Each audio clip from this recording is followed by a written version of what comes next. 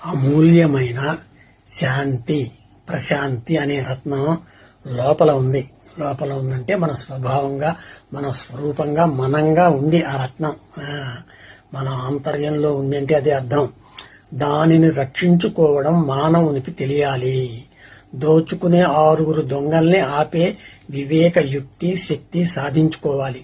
లేకుంటే ఆనందం అనే ఖజానా చూస్తుండగానే ఖాళీ అయిపోతుంది.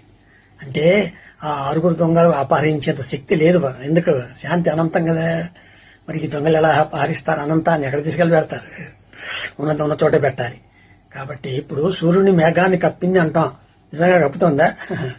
అట్లా ఈ శాంతిని అశాంతి కప్పింది అంటే కప్పినట్టుగా తెలుస్తుంది. దాన్ని పోగొట్టుకోవడానికే శాస్త్రాలు, సాధనలు, దైవ ఆంతరంగిక సాధనలు, బహిరంగ సాధనలు. కాబట్టి దుష్ట నికృష్ట భావాల్ని తరిమేందుకు విచక్షణ అనే